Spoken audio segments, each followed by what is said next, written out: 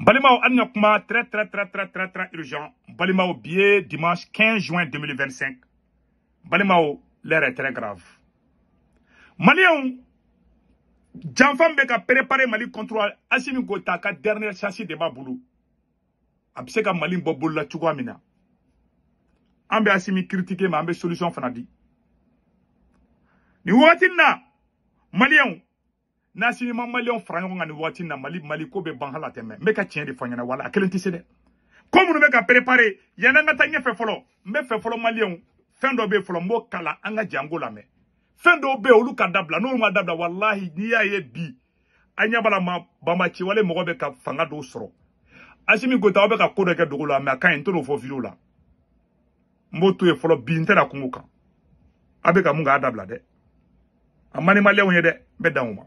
Voilà. Donc, même yoro kala folo Malien anga janga nyor la me. C'est très important. Malien anga janga nyor la me folo. Hake mainde. Hake mainde. Anga nyor la me.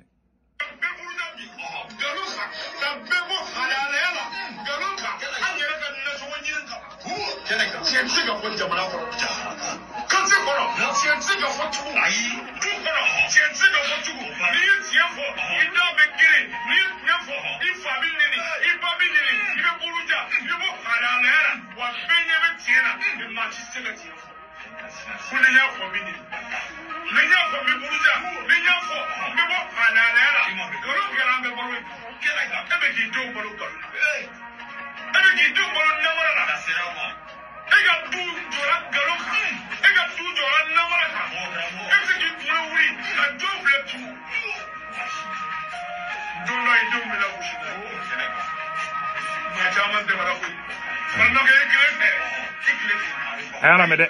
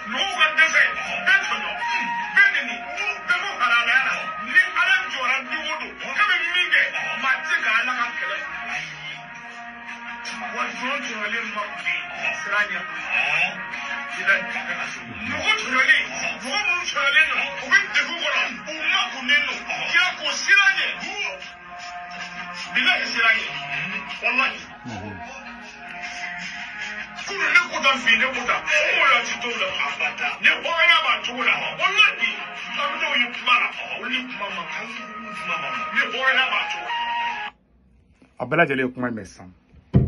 Malien bela jele. Munela ni kuma nbe kana. Ni aye mena kuma do fo Malien nyana. Fanga indamine na. Fanga damine na. Malien fanga kuma malla de. Fanga kuma Assimi Goita la de. Jebe kula ko Assimi Goita. Mais mun bi muya chama bo Assimi ka mandiala. Janfa hake. Malien hake mainde. Jamana cité ko jamana nyamoko kele ne ba libérer nani jamana ko do mabe ne jamana ko do fara ka doke kute halala jamana kono ko bega tugu e ko ne ko min ko bega tugu ko ete soso ete ngininga te fo engena ko nin kai ni mai o te jamana sijo ngalo ntegela o tegere folo ngalo ne be ka professionnaliser Mali kono bi tange ni fambe sena ni fambe sena bi ni embe ne ba Assimi Goita fe ite debo ko na commencer ka damina ayaye Mali be choko minabi Mali be danger de kono mais kuma do be ne ta fo ate bonne da de ayi ate bonne da abe kuma do me soni voilà ne be da ondro abe kuma do me soni ma ate bonne genda ne be da ondro ate ma be kuma do me de abe kuma do me fana ba kuma du ma te fana te ni korane cha ba me ala teme ne da fo yana na fo kuma sira ne rebe boka fo nous y a donné ba fofana de voilà ma to flombe chansi duma wi kula je folo nous ma fombe boka fo et avec preuve à l'appui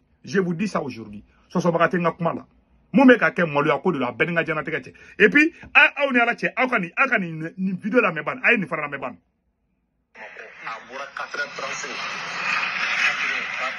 sukuri tra 5h kumbe gaw ka sengere demi kumbe kidal akatiru fuga ko ba kala makate ne ga misiri simasira sidi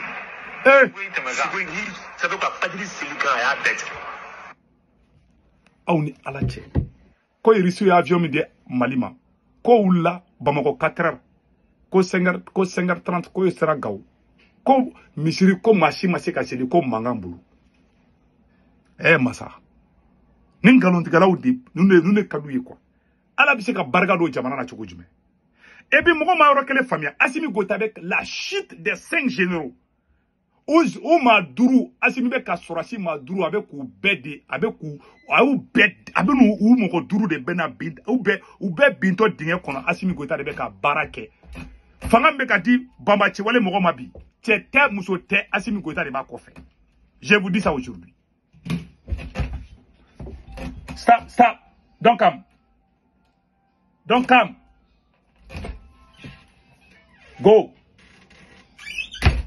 donc k'a fɔ ɲɛna jamana tɛ jɔ nkalon kan dɛ et puis fɛn kelen bɛ o de ka di Assimi Goïta ye Assimi Goïta bɛ ka fanga ma an ɲɛ b'a la tuguni k'u taara sanu bɔ ko sanu raffinerie don o don i b'a mɛn ko ayi ko Mali bɛna hɛrɛ sɔrɔ an ye sanu fɛngɛ dɔ fɛngɛ an ye nin usine jɔ an ye nin biriki kelen na a biriki c'était monsieur Première Pierre jamana in bɛ ka kɛ ni tâtonnement ni nkalon ni tɔgɔ ɲini ni yɛrɛ yira ni fɛnw de e ni manamana ko jumɛn ka jamana kɔnɔ jamana bɛ état min na bi maliyɛn caman t'a dɔn koyi maliyɛn caman t'a dɔn k'a fɔ ko Mali bɛ danger kɔnɔ caman t'a dɔn koyi caman bɛ Bamakɔ kɔnɔ parce que a ma s'u ma fɔlɔ de wallahi billahi n'Assimi Goïta ni ma mɔgɔw bila ka bɔ Karaspati ninnu Ben le cerveau ninnu k'u bɛɛ bila ka bɔ kaso la maa minnu y'an ka miliyariw suɲɛ k'a bɛɛ minɛ n'i ma i tilen n'i m'o baaraw daminɛ sisan nɔ Mali ko de tatɔla don ni maa min fana ko k'i bɛ tugu Assimi Goïta kɔ e de fɔlɔ b'a ɲɛ kelen ni kasi kɛ ne kɔni b'o fɔ bɛɛ lajɛlen ɲɛna que ce côté soit clair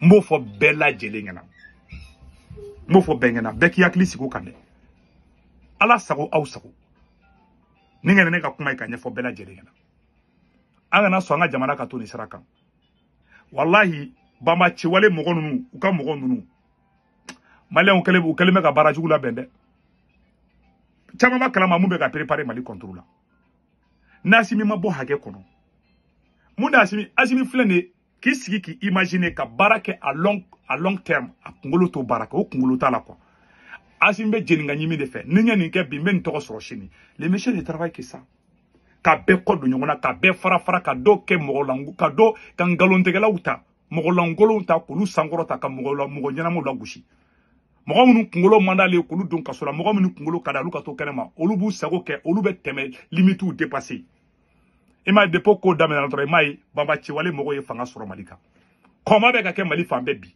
u yɛrɛkɛlen bɛ Mali fan bɛɛ bi u ka renfort bɛ ka na ka bɔ Mali fan bɛɛ bi banbaaciwale mɔgɔ fɛn fɛn ye marifa ta ka marifa ci ɲɔgɔn na olu bɛɛ yafara ɲɔgɔn ma bi k'i bolo di ɲɔgɔn ma bi ko bɛna an kɛlɛ di Assimi Goïta ko ayi ale ka ego ale b'o de kɛlɛ a tɛ Maliko kɛlɛ la n'a bɛ Maliko kɛlɛ san b'a sɔrɔ a ye Ben le cerveau bila n'a bɛ Maliko kɛlɛ san b'a sɔrɔ a ye Clément Dembélé bila a y'u bɛɛ minɛ nkalon fi ala bɛ se ka barika don o la a bɛ nin jamanaya min na a bɛ nin kafalaya ni yaadaliya min na a b'a kɔfilɛ don dɔ a b'a sɔrɔ le mal est déjà fait maliyɛn ne kɔni y'a fɔ an ɲɛna an ka bi video garder dɛ ni ne tun ye ne ka message ka ɲɛsin maliyɛn halala maliyɛn yɛrɛ wolo bɛɛ ka video a y'a partager o de kun don aw kan bɛn ciao ciao